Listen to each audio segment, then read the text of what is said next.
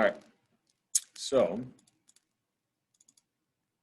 we're just going to kind of do some problems from the practice exams today. If anyone has looked at them and has specific problems, we can start with those. Otherwise, I'm going to kind of go through them, kind of pick and choose and jump around a little bit. We're doing that today, Friday. The exam will be open on Monday and Tuesday of next week. We're during class on Monday, I'll do like another review session.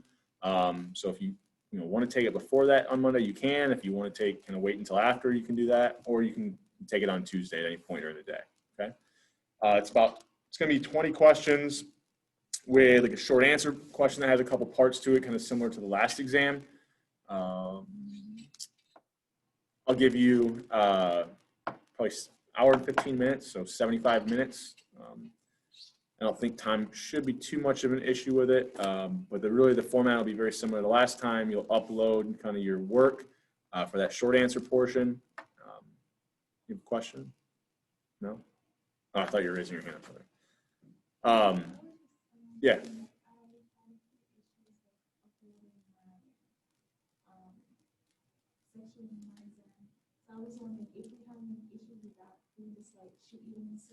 Yeah, so if you're having issues like with uploading it, immediately after the exam, and I think this happened like to a couple people, and I'm glad they did exactly what I'm about to say.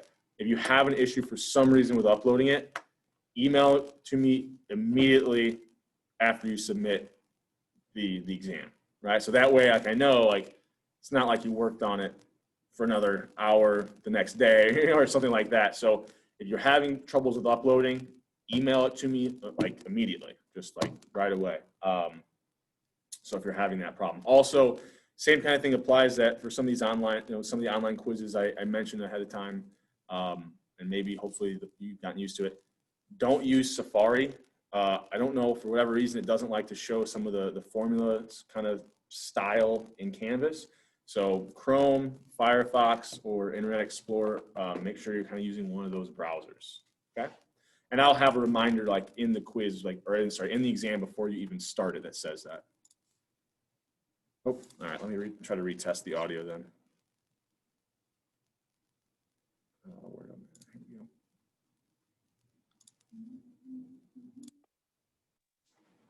Hello, hello. All right, did that help it at all?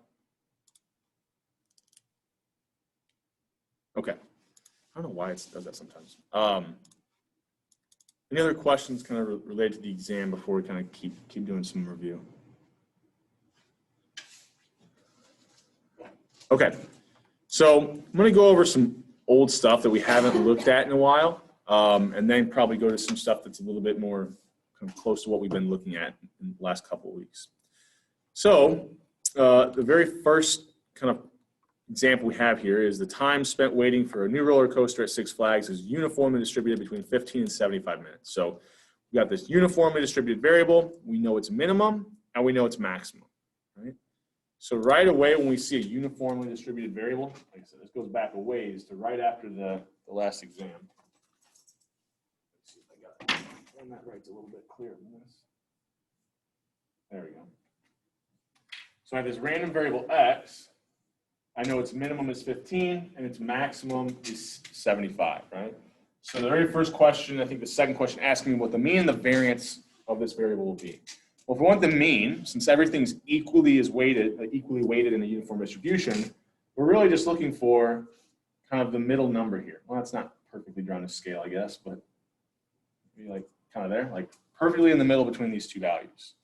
So if I want to find the middle of two values, or simply take the average, all I'm doing there is adding up my maximum and my minimum values and dividing by 2, or 75 plus 15 divided by 2, I think gives us a mean of 45, right? So it's as simple as that. Now the variance, probably not quite as intuitive, but, and I'll come back to this in a second. Oh, I forgot to open up the formula sheet. Here's our uniform distribution equations, right? So here was our mean equation, which was add up the minimum and the maximum. Remember, C here represents our minimum, D represents our maximum. If you want to, print this formula sheet out or open up the Word file, maybe type right next to it or right next to it. Instead of C and D, this is the general form, but ahead of time, before the exam, you could write, min plus max divided by 2, right?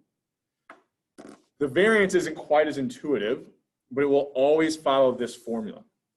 So we'll take the range of our uniform distribution, so maximum minus the minimum, square that, and then divide by 12. Okay? So 75 minus 15, so that's 60, square it, divide by 12. If we do that, I believe you should get 300. Okay? So the variance will be 300. Right? Now, if I had asked you instead to find the standard deviation, what's the only other step you need to do? Simply take the square root, right? So that formula is not technically on the formula sheet, right? But if you can find the variance, you always can find the standard deviation by just taking the square root of it, okay?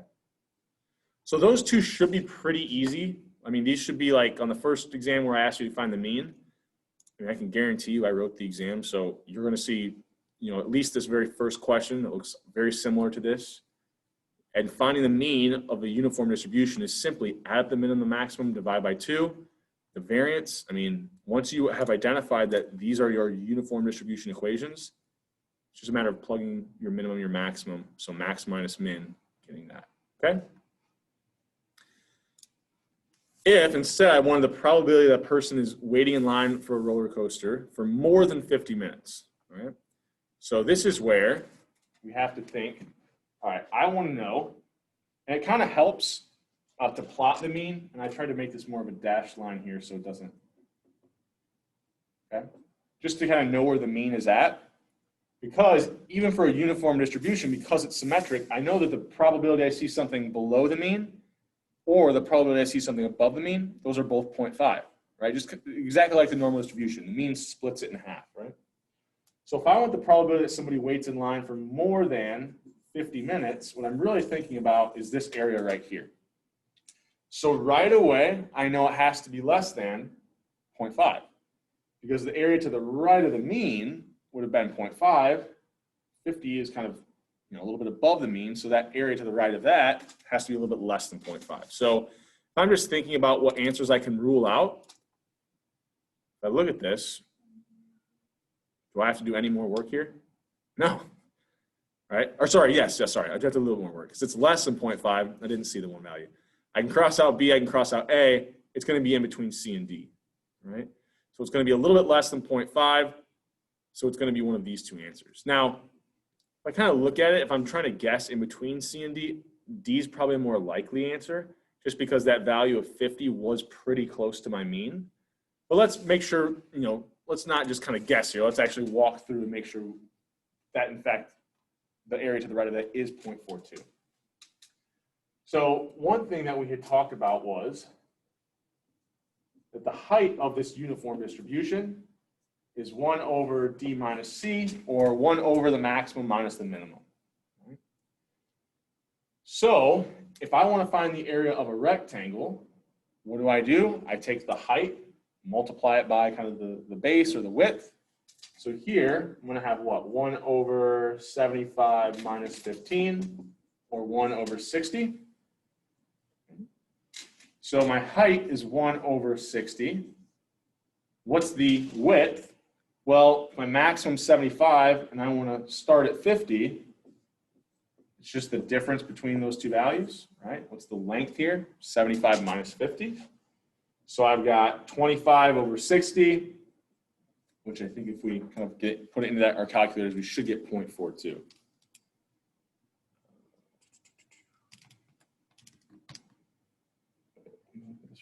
Oh, yeah. If we round to the second decimal, I guess if we're going to be real specific here, 0.4166 repeated, right? But the answers were displayed to 2 decimals, so kind of round to whatever value the answers are displaying. Any questions on that? Yeah. Would that be the same process if Yep, so let's say I wanted the probability that's less than 50. Right? I would still think about, here's 50, I want the area to the left. I have the same height, right? That isn't, so 1 over 60, but now the width would be 15 to 50, so 50 minus 15, right? But yeah, same exact process. Right? So the uniform distribution, it doesn't matter which side we're looking at, because we're really just kind of thinking about finding the area of a rectangle. It gets more complicated with the standard normal because we kind of have this normal distribution that has kind of a crazier PDF. In fact, if we don't want to think about this as the area of a rectangle, technically, right, this is our probability density function to find the probability of being in between any two values. But notice, B and A, those were just kind of like the start and stop of my interval. And D and C were my minimum and my maximum. So when I was multiplying by the height of my distribution, what I was really multiplying by was 1 over D minus C, which if I multiply by 1 over something, it's really just the same as dividing by whatever's in the denominator. So if you want to, just, think, you can use that density function and plug the values in there to get that 0.42. But I think it's easier to draw it out and kind of think about, okay, the height of my distribution will always be 1 over the maximum minus the minimum. I can then find the area of a rectangle by taking the height and multiplying it by kind of the base or the width of that rectangle. Okay? Yep. So what if, that's the next question, I think. What's the probability that somebody waits between 30 and 45 minutes? Okay. So we've got the same sort of setup. I'll just kind of clean up my board work here a little bit. Okay. So I've got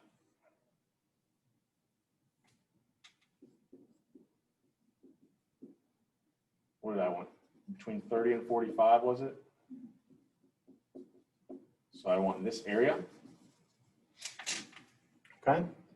So the height of my distribution was still 1 over 60. It's really the same process, right?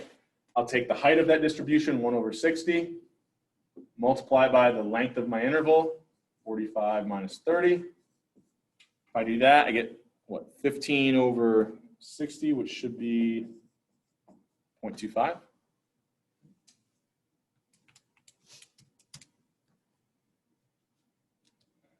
So kind of just another example, it's a little bit, I don't know, just different numbers. But if I had thought about this, and I didn't draw us a scale very well, but remember 45 was our mean, so automatically I know this value had to be less than 0.5, right? Because the area to the left and the right of the mean was 0.5. So if I look at my possible answers here, which of these are less than 0.5? Only C and D. Right? So once again, I could rule out 2 of the answers right away. Also, I'm working off practice exam B. I think I forgot to mention that at the beginning, but I'm working off practice exam B here. Okay. Now, what if instead I had said, what's the probability? I need a little bit more room here, so I'm going to draw this out here. What if I instead said, what's the probability between 30 and 45 or between 40 and 65, right? So now I kind of want this total area. Well, if the probability that's between 30 and 45 was 0.25, what's the probability that's in between 50 and 65? Well, it's the same height. What's the length of this interval? 15. Length of this one is 15. So this should be an area of 0.25 as well. So if I add those up, then I would have kind of a total probability of 0.5 there. So I might do something like that where I kind of ask you what's the probability area in between these two ranges. Usually if I'm doing that, pay attention to what the interval lengths are. If they're the same, then they're going to have the same probability of occurring for uniform distribution. Okay. Any questions on that one? Okay. So that shouldn't be too bad. So hopefully these will be some, these first few problems. I know it's kind of going back a ways, but once you kind of familiarize yourself with these, should be some easier points, I think, on these first few problems. We're really going to skip around, go down quite a bit.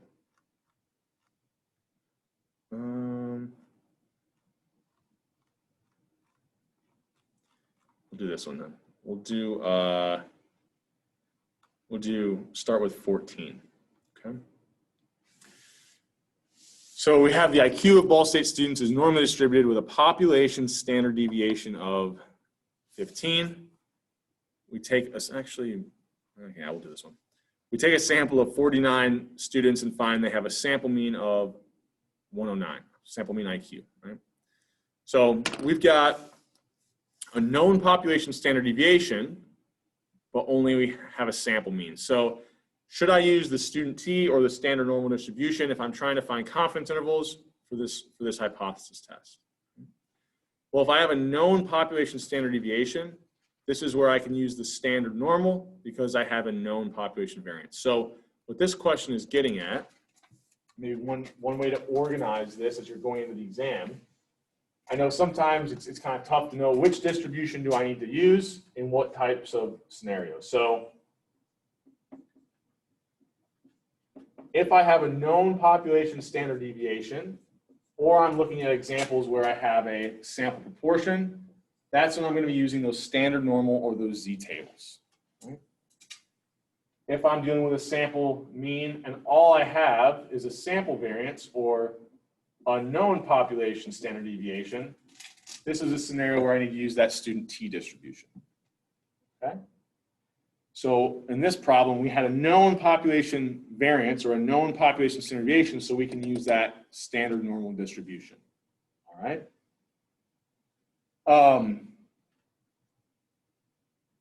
Another kind of reminder of this is if we look at the formula sheet, right? Here we've got our confidence interval equations, and it kind of reminds us, if you have a sample mean where you know the population variance or standard deviation, you need to look at a standard normal or get the z-tables. If I have a proportion example, use the z-tables. If I have a sample mean with only a sample variance or sample standard deviation, use those student t-tables. Same kind of thing, the test statistics, it reminds us that for proportions and means where we know the population variance, we can use the standard normal distribution. So we have a z-statistic for our test statistic. And if you only have the sample variance, then you need to use that student t distribution and you'll have a t statistic. So the formula sheet kind of reminds us of that. But if we look at the confidence intervals, that's what the, I think, next question asks us. So we've identified, we use a standard normal because we know the population variance, right? If I want to build a 90% confidence interval, right, for where the true mean IQ is, what would it be? So I go to my formula sheet. Here's my confidence interval equations. I have a sample mean where I know the population variance or standard deviation. So I'm going to use this guy right here. Okay? I wanted the 90% level. So my alpha is going to be what? Remember, 0.1, it's just the area outside my confidence interval in decimal form. So I'll divide it by 2, right? Alpha over 2. So I have alpha total outside my interval or alpha over 2 on each side. So 0.1 divided by 2 is 0.05. So let's go to my z-tables. I know the area I want in my tail is 0.05. So I'm going to try to find that in the middle here. It looks like it's in between these two values. So negative 1.64 and negative 1.65. Okay. So I'm thinking about this. I've got, I identified the formula I wanted. No, sorry. I identified the formula that I wanted here. So I'll plug in that I found negative 1.65, but remember, that's already built into the kind of lower and upper bound. We want to go 1.65 standard deviations below to get our lower bound, 1.65 standard deviations above to get our upper bound. Was it 107, did I say was the sample? I can't remember now. 109, and a standard deviation of 15 from 49 students. So this was what, 109 times, here my sample size was 49, and the variance was, or the standard deviation was 15. But notice, if I'm plugging in my standard deviation here, my standard deviation is just sigma. So when I plug 15 in, I still need to square it, right? So if you're given the standard deviation, when you're plugging it into that confidence interval equation, that wants the variance. So if all you have is the standard deviation, you still need to square that to get the variance. Right? So if we go ahead and compute this, 15 squared. So 105.46 approximately would be our kind of lower bound. Now, in these examples, when you're asked for a confidence interval, just for the sake of time on these, you know, as you're going through the exam, notice none of the lower bounds are the same. So once you kind of find what that is, you can identify what the right answer is. So we found what, 105.46. I might be a little bit off here because I think what I ended up doing when I calculated these was I used this last row of the student t table. Remember, it gave me the values that I would find from a standard normal distribution just out to the third decimal. So now if I look up 0.05 that I want, alpha over 2 was 0.05. I can get a little bit more specific, so 1.645, right? So if I plug in 1.645 instead of 1.65, kind of rounding to the second decimal, I'll get something that's like off to the, you know, off a little bit at the second decimal point. But I'll never kind of give you two answers that are like so close that, you know, if you took it out to the third decimal or the second decimal, it'd be kind of way off. So these confidence interval ones, you know, it might be a little bit off to the second or third decimal, depending on if you just get the second decimal from the standard normal distribution or you use that last row of the student t to be able to get it out to kind of that third decimal. Right? Does that make sense, what I was saying there? Okay. So we had that lower bound of 105.46-ish, or 7 if I take it out to that third decimal. So I don't even have to find the upper bound here. I know this is going to be the answer. Now I could go ahead if I want to double check and I have enough time. You know, it's the exact same equation, but instead of subtracting this margin of error, I would be adding that margin of error, right? Okay. Any questions on that before we keep moving? All right. So is there something else I want to point out there? Let me see this real quick. I don't think so. So in this example, there's nothing we can rule out, but if we remember what we're doing with confidence intervals, we're taking 109 and we're building a confidence interval around it. So it should be exactly in the middle of the two values that we find. So if, for example, I don't know, let's say this one, we had an answer like that. You automatically know that that couldn't be the right answer because 109 isn't even in that range, right? In this case, we don't have any that are like that. In fact, I believe, you know, it's exactly in the middle of all these, so we can't really rule anything out in this one right away. Okay. All right, so let's use this same kind of data and say that we want to test for whether or not the average IQ of a Ball State student is different than the national average of 105. So we want to test for whether or not the average IQ is different than 105. So what you want to test for is your alternative hypothesis, right? Whatever you're trying to find, that's your alternative hypothesis. So I want to know, is it different than 105 or is it, not equal to 105? All right, different than 105, is it not equal to 105? That's kind of the mathematical translation of English there, right? So that's my alternative hypothesis. I assume the opposite is true for my null, which is that it is equal to 105, okay? So here is going to be my null alternative hypothesis. Now, one thing not to get, not to kind of, you don't want to mix these up. Your sample mean should never be the value in your null and alternative hypothesis. I mean, first of all, it'd be very unlikely. It's almost like, well, I'm going to assume it's equal to 105. And then lo and behold, I find it's 105. You know, it's like, it's a little fishy, right? It's very unlikely, almost impossible, right? That whatever your assumption is, you see that from your sample, right? The whole thing is you're trying to use your sample to say, is this an invalid assumption, right? So usually it's going to be some type of test you want to do against some media reported value or a national average, like in this example. So we want to know, is it different than or not equal to 105? So we assume the opposite is true. So what type of tailed test do I have here? Two-tailed test, right? Not equal to sign means that evidence on either side could go against the null. If I see 109, that goes against my null hypothesis. If I see 99, that also goes against my assumption. Right? So I've got this two-tailed test. So on 17, when I'm asking for the critical values, right away I know what are the only possible answers here. If I have a two-tailed test, yeah, B or D, because for a two-tailed test, I don't just have a critical value at each one of these alphas. I have pairs of critical values, right?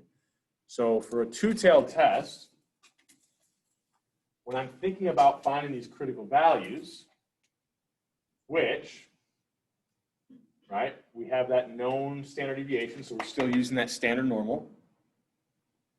I'm trying to find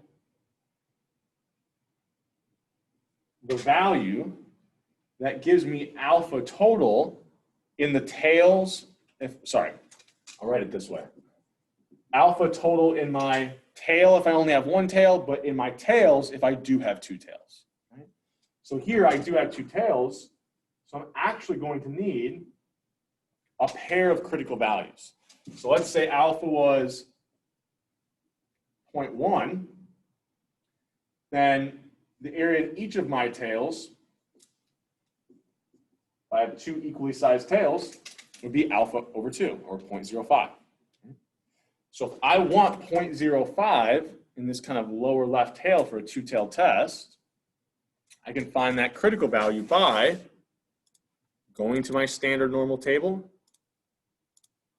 looking up the area I want in the tail of 0.05, get pretty close here, so negative 1.64, in between negative 1.64 and 1.65.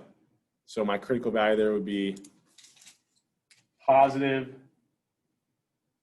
and negative 1.65. And that's just for the alpha of 0.1, right? Or a significance level of 10%. I could then look up the next critical value, right? For an alpha of, do a different color, for an alpha of 0.05.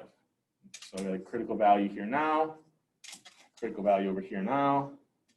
That gives me 0.05 over 2, or 0.025 in each tail. I then go to the table, look up 0.025, find that critical value, right? If I do that, I think it's like, so it'll be negative 1.96 and positive 1.96, right? Now my rejection regions, if I want to think about kind of completing it after this problem, would be somewhere, anything that's more extreme than those critical values. We're kind of drawing those arrows into the tail. Right? Now an easier way to probably do this, and this is where we want to get comfortable using that last row of the student t-table, is, well look, if I know that I want an alpha of, if I want an alpha of 0.1, 0.05, and 0.01 for a two-tailed test, I'm going to have to divide those all by 2 because they're getting split up into two tails, right? That's kind of what we were doing up here. So instead of looking up the values of 0.1, 0.05, and 0.01, that's the total area in my tails. But when I'm just looking at one tail, those are actually 0.05, 0.025, and 0.005. Right? Because alpha is the total area in my tails, and I have two tails, so it's getting split into 2. Right? So I'll look those 3 values up, the area I want in one tail, right? So 0.05, 0.025, and 0.005. Now, I was using that standard normal distribution, but I'm going to use this student t table, and I can find them all pretty quick. So I have these three columns. If I go to my last row, remember that last row represents the standard normal distribution values. So 1.645, 1.96, and 2.576. Right? So those are going to be my critical values, but I'm going to have pairs of them, right here. Because for a two-tailed test, kind of both tails matter. Right? So here my answer is going to be B, right? Finding the critical values at each of these three levels. I'm going to have a pair at each level for a two-tailed test. Okay? Any questions over that?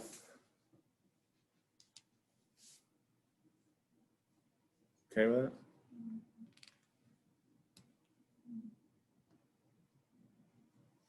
that?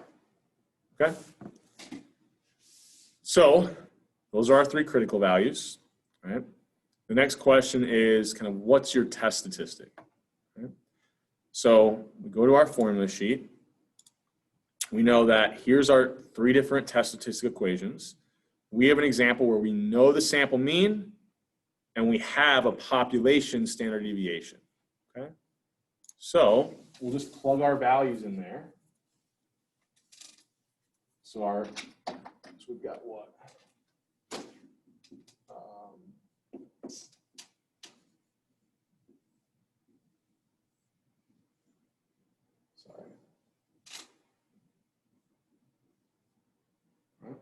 So we had 109, 105 was the assumed true value. The standard deviation is 15. So just like with the confidence interval, we need to make sure that we square that. And then our sample size, I think, was 49. Right? So what does that end up being? About 1.86.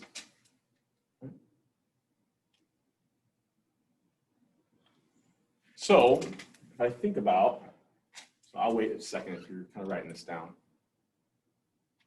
because I wrote too big. So let's say we try to draw what we have here. I'm just going to get rid of this for a second. So I'm looking at my sample means, normally distributed around the assumed true value of 105. I found 109. So if I want to find the p-value, right, using that, I have my test statistic now. Sorry, before I go to the p-value, one thing I did want to mention as well. If I see something that's above, right, my sample evidence is above the assumed true value, I know my test statistic is going to be positive, or that z statistic will be positive. Why is that the case? Well, if I think about what I have here in the denominator, this represents the standard deviation of my sample means. All of these test statistic equations, the denominator is a standard deviation of whatever statistic you're looking at. So variances and standard deviations are always positive. So if I see a sample mean that's above the assumed true mean, I always know I'll end up with a positive test statistic, which makes sense because the assumed true mean would have a test statistic of 0, right? So anything above that assumed true mean has a positive test statistic. Anything below that, we end up with a negative test statistic. So right away from this example, we should have known that we could rule out, say this, hopefully there's one we can rule out. I can rule out A and D right away, right? Because I know my test statistic has to be positive. I think if we keep it out to the third decimal, it's 1.867 or 1.866, repeating. So that was our test statistic here. Okay. So this is usually a point, like if you got that test statistic wrong, you're definitely going to get the p-value wrong, right? Because you're dealing with the wrong test statistic, okay? So let's think about if I use the p-value or the critical value approach, what levels could I reject this test statistic of negative 2.3 at? So the first one I'm going to show you is the critical value approach, because we kind of already did that, right? We have the critical values, okay? So I'm going to use these critical values, and I'm going to redraw this just so I kind of give myself a little bit more room, and so it's just a little bit more clear since we're doing some other work there. So those critical values that I had for that standard normal distribution. So I had what, negative 2 point, what was this? Hold on. We had two-tailed tests, right? So it's like, I think I'm rounding these to the second decimal, but same kind of rule would apply.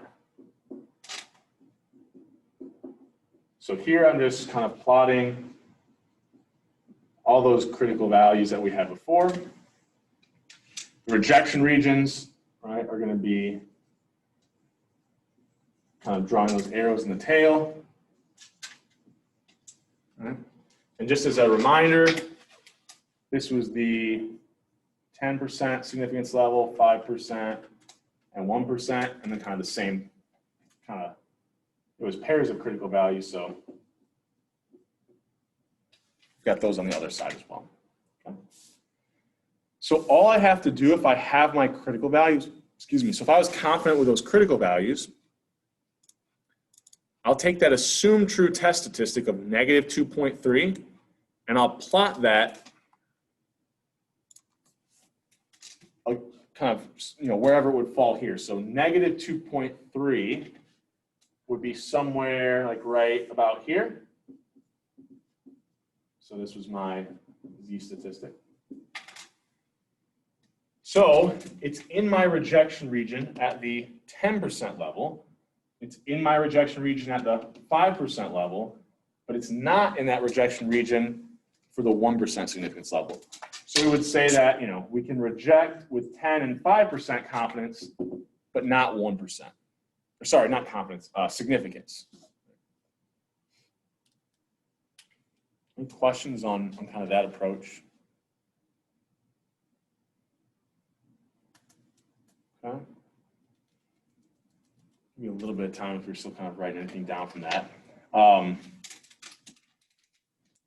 So that's my test statistic. What if instead I'd wanted to use the p-value approach? So what I'm really doing there, I'm just going to get rid of that so I can write above it here for a second. I'm just putting these on a different kind of graph, I guess, so it's easier to see. So if I found that same test statistic of negative 2.3, my p-value is the probability that I saw something that far away from the assumed true value or anything even further that went against the null. Well, the problem is for a two-tailed test, if I would have seen something equally as far away from that assumed true value, and the assumed true value is right, kind of our mean, it was equally as likely for me to see something that was above that assumed true value that also goes against the mean. With a one-tailed test, we don't have to worry about the other side because values on the other side actually support the null. But here we do. And so really my p-value, since the definition is the probability that I saw sample evidence that went against the assumed true value as far away as I did, or even further, that goes against the null, now I have to think about my p-value is really the total area here. So each tail would really only be half of my p-value. So once I find the area in one of those tails, to get my total p-value, I would need to multiply it by 2. Right? So I've got my test statistic of negative 2.3. I want the area to the left of it. Well, I can use the z tables to do that. Right? So I look up that z value of negative 1.3, not negative, no, sorry. It was 2.3, wasn't it? Negative 2.30, that's that first column. So 0.0107. Right? So the area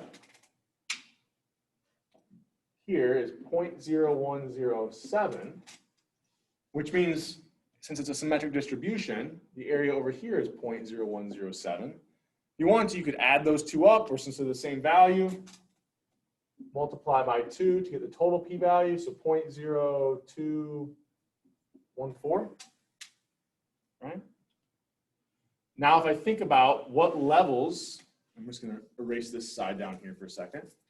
What levels can I reject at if I did the p-value approach? Well, we always reject the p-values less than alpha. So my p-value is 0.0214. Is that less than 1? Yes, so I reject.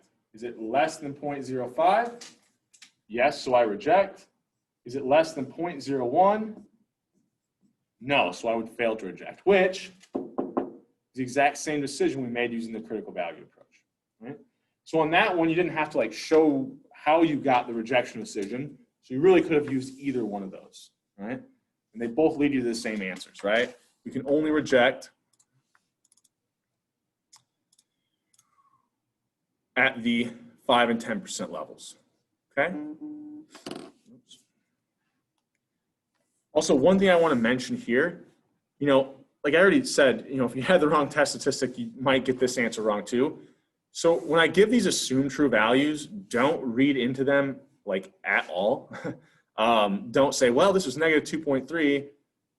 It's closer to this, so this is probably the answer to 18. No, I'm choosing these for very different reasons and nothing related to kind of what the actual test statistic is, okay? Let's another one. So we worked through kind of 14 through 19 here. I'm going to add in an additional kind of discussion here at the end, just to. So this isn't on the practice exam, but it's a good question to know how to answer. And I wrote the exam, so that's probably want to listen to me on that one. So if we have this equation for our test statistic, so I'll write this up here real quick. This is the one that we were dealing with. And let's think about from that last problem, we have the assumed true value of 109. No, sorry. We've had the assumed true value of 105, and we found 109. Just for the sake of this example, let's make it a little bit easier. Let's just do a right-tailed test. So let's say like this area would have represented our p-value for a right-tailed test, okay? Let's say instead of 49 Ball State students, I had looked at, I don't know, 100, right? So I have a higher sample size. Right? What's that going to do to kind of this denominator? So the denominator is going to get smaller. Remember, that denominator represented the standard deviation of my sample mean. So this is going to get smaller. This denominator is going to get smaller. So what that's really saying is my distribution of my sample means is getting more peaked. A lower variance or a lower standard deviation means it's kind of getting more peaked, right? So now if I think about the same sample evidence, now my p-value, much smaller, right? So my p-value is going to be much smaller when I have these higher sample sizes. Kind of the intermediate step there we can also think about this is, well, if my denominator here is getting smaller, what's happening to my test statistic? Well, if I'm dividing by a smaller value, my test statistic is actually going up, right? Because when the standard deviation is smaller, seeing that same value is now more standard deviations away, which is what our test statistic represents. So I can also think about when I'm looking at my test statistic, before, maybe it would have been right here. Now it's going to be somewhere out here, and when I go to look up the area to the right of it, same kind of idea, has a smaller p-value, right? But you can kind of think about it either from the original normal distribution or think about it from that standard normal distribution point. So higher sample size reduces the variance in our sample mean distribution. So seeing the same evidence, seeing that same value of 109, we'd have a higher test statistic and a lower p-value. Which, if the p-value is smaller, is it more or less likely we reject the null? Well, if we reject when the p-value is less than alpha, if the p-value is getting smaller, it's going to be more likely that it's less than a certain value, right? It's going from, 0.1 to 0.05, right? Or whatever the values would be. When we have a smaller p-value, it's more likely we can reject. So that's more likely to reject here, right? So I could ask you a question on the exam, something like that, like it's if I took a higher sample size, which of the following is true, right? And it'd be like different combinations of, oh, test statistic is higher or lower, p-value is higher or lower, you're more or less likely to reject. Okay. I think the other practice exam has actually I know it has a question that's similar to that, but I wanted to work through one on that problem as well. So what I'm actually doing, we have these two practice exams. I'm going through practice exam B with you guys, or at least starting there, and until I get like some specific problem questions. I don't know if we'll have time to cover every single problem on both practice exams in this class, right? I'm guessing like we'll get through a lot of this on Friday, and then we'll kind of start doing some stuff on practice exam A on Monday. But one thing I'm going to do is I have another section of stats, and I started going through practice exam A with them. So I'll be posting like double videos today, Friday, and then even Monday. And it's basically just exam review. And I will specify which questions from which practice exam that I'm going through. So that way, if we don't get through all of them, there's already gonna be videos out there of me going through those same problems with another section, right? So you'll actually see 2 videos get posted today.